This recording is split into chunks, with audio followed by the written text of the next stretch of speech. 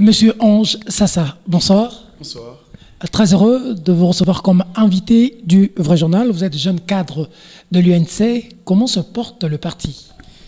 Je vous remercie. Le parti se porte très bien. L'UNC se porte très bien, contrairement à ce qu'on peut penser en ce moment.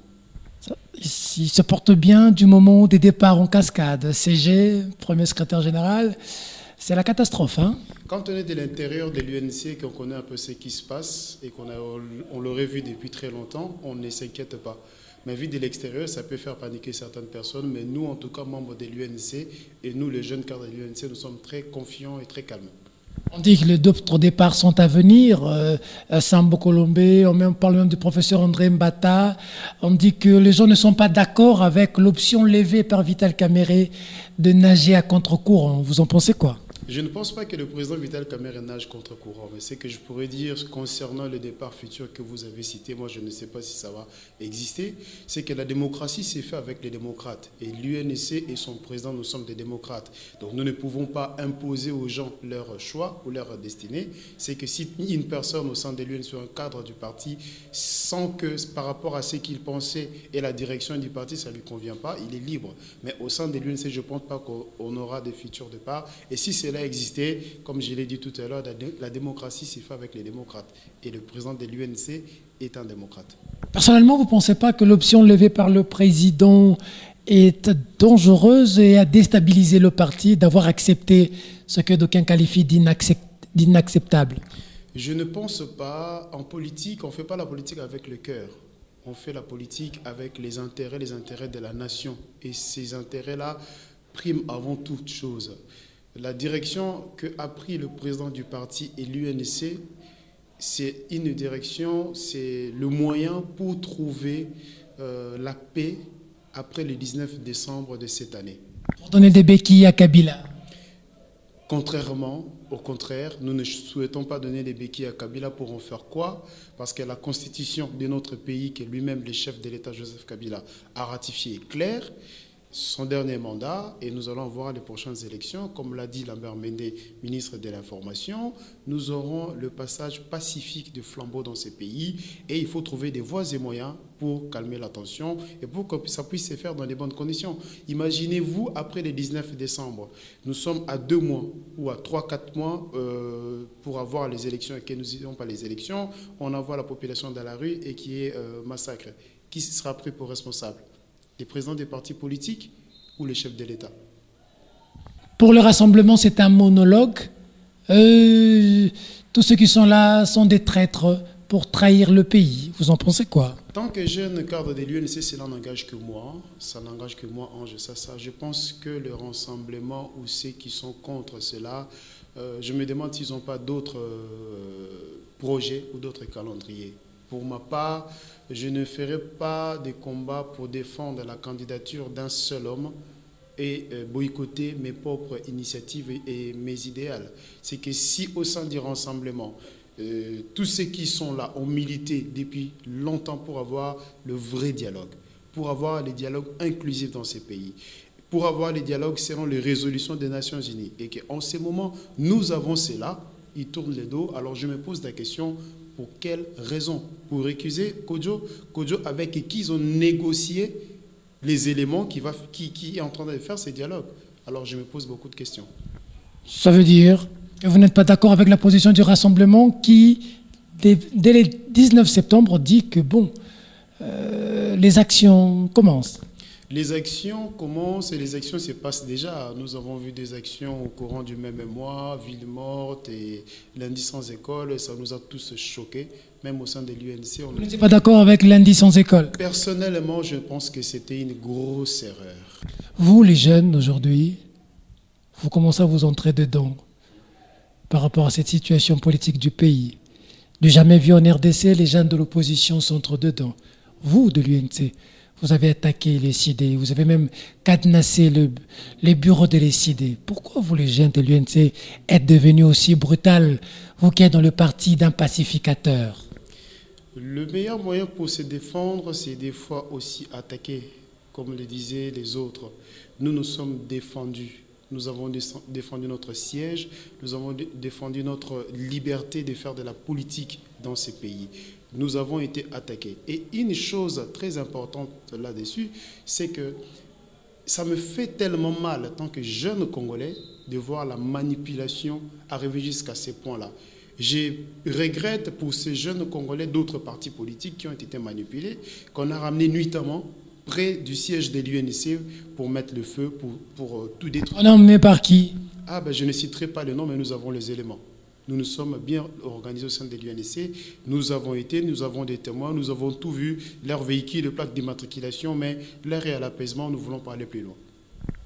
Ça veut dire, c'est pour ça que vous êtes allés vous aussi cadenasser et bousiller le bureau de Martin Fayulu. Entre nous et Martin Fayulu, il ne peut pas avoir la guerre. Parce qu'entre Vital Kamerhe et Martin Fayulu, c'est des Congolais, c'est deux opposants. Ils n'ont pas le même niveau. On regarde le critère ou le parcours politique. Quel critère? Le parcours politique, j'allais dire. Quand on a géré avec Kabila, ça veut dire qu'on a un parcours politique supérieur aux autres? Quand on n'a pas géré avec Kabila, quand on gère le Congo, quand on sert le Congo, parce que Mobutu aussi, il y a ceux qui ont géré le pays avec Mobutu, mais les Congos restent les Congos. Les individus importent peu. C'est le pays qui est plus important pour nous. Je suis en train de craindre pour vous, parce que ce n'est pas un secret de polichinelle. Vous vivez aussi en Europe, vous êtes à Kin, vous êtes aussi en Europe. Je vais quand même dire en quelque sorte de la diaspora. Hein. Les Congolais de la diaspora ont boycotté ce dialogue. Les Rex Kazadi consorts, Rex qui est passé sur la même chaise que vous, là, a dit ils vont se prendre en charge en Europe. Je crains que lorsque vous allez passer à la gare, que vous ne puissiez pas rentrer ici vivant. Je suis parmi ceux qui font le travail ailleurs. Nous essayons de nous organiser pour la bonne cause. Le mouvement, ou peu importe comment on peut l'appeler, nous avons essayé de faire comprendre à nos frères que la lutte était plus politique et non physique. Donc, sur ce côté-là, on peut balayer. Mais concernant le fait de boycotter le dialogue, je voudrais que les Congolais, les jeunes Congolais, surtout de la diaspora, fassent très attention. Parce que quand on n'a pas tous les données en politique, il vaut mieux rester un peu en réserve. Parce que nous prenons très rapidement des positions qui font qu'ils nous mettent en porte-à-faux.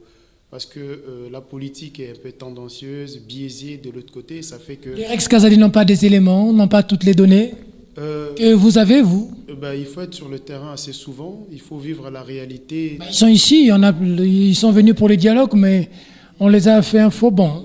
Justement, pourquoi on leur a fait un faux bond? Parce que voilà, quand vous n'avez pas l'essentiel de ce que vous devez avoir pour aller dialoguer, c'est un peu compliqué. Ils disent qu'ils vont rentrer en Europe pour se prendre en charge, ça va être compliqué. Et il semble que parmi les personnes déclarées non grata en Europe, Vital Kamerhe figure. Hein?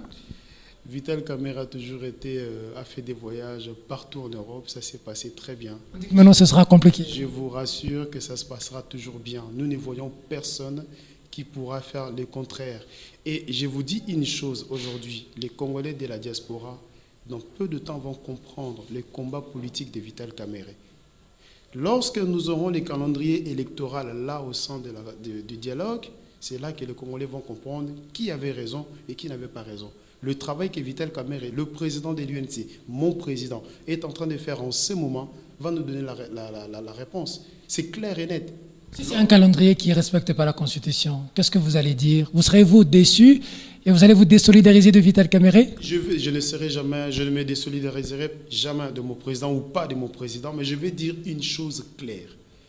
Le président de la République démocratique du Congo, Joseph Kabila Kabange, et la majorité présidentielle nous ont bien eu, nous, l'opposition. Ils nous ont coincés. Comment? Ils nous ont déjà emmenés dans les glissements. Lorsque nous demandions les dialogues, le vrai dialogue, depuis longtemps, ils se sont arrangés. Les bureaux politiques, les cabinets politiques, les bureaux d'études de la majorité présidentielle ont sorti des stratagèmes pour nous amener dans ces glissements. Et nous, au sein de l'UNC, nous avons compris que quoi que l'on fasse, aujourd'hui, s'il faut aller dans les élections, avoir les élections présidentielles législatives, dans les 2 mois qui nous restent, c'est impossible. Nous irons encore vers les élections que nous allons contester.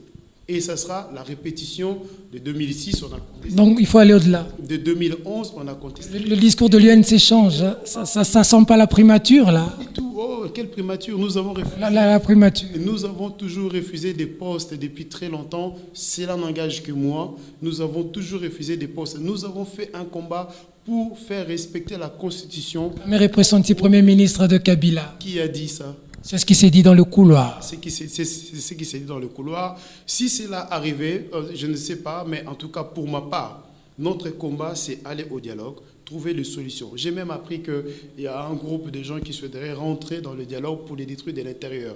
Mais nous allons dans ces dialogues-là pour trouver d'abord, avoir un calendrier électoral, savoir quel jour, quelle date, quel mois nous aurons l'élection présidentielle de celui qui va remplacer le président actuel. Le Sénat est à remplacer, l'Assemblée nationale sera remplacée. Est-ce qu'il fallait continuer dans cette direction où on allait avoir les glissements aussi des députés, les 500 députés de l'Assemblée nationale? Donc il fallait voir un peu plus loin. Les dialogues, c'est nous qui l'avons demandé. Les conditions imposées dans ces dialogues, c'est nous qui l'avons exigé. Maintenant, tout est réuni. Allons au dialogue. Peu importe qu'on l'appelle glissement ou pas, mais nous voulons qu'il n'y ait plus de Congolais qui tombent sous les balles et qu'on nous dise que ce sont des sentinelles qui les ont abattus. Nous voulons que dans ces pays, on arrive à construire un nouveau leadership et surtout le leadership de la jeunesse. Regardez cette jeunesse qui dit que la ligne rouge, c'est le 19 décembre, Kabila ne passera pas. À cette jeunesse, Kamerhe signe un document, un calendrier qui, pour éviter les bains de sang, donne 10 mois à la CENI par extraordinaire jusqu'en 2017. Cette jeunesse qui attend le moment fatidique le 19 décembre en tant que jeune, vous leur dites quoi? Et je demanderai à la jeunesse d'être responsable et de se prendre en charge. Comment? On ne s'assume pas quand on ne se développe pas d'abord soi-même.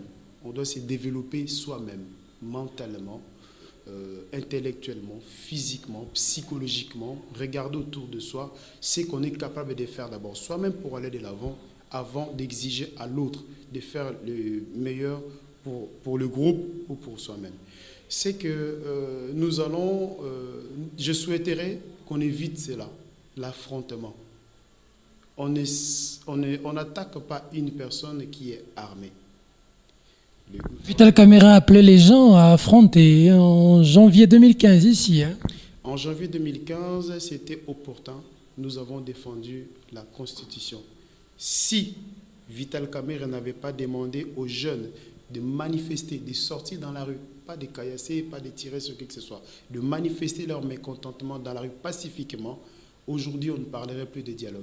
Parce qu'à l'époque, on allait déjà voir le recensement qui allait nous donner 4 à 5 ans. C'est que nous avons participé activement, contribué activement et que nous avons évité grâce à cet appel de Vital Kamerhe. Et cela a été suivi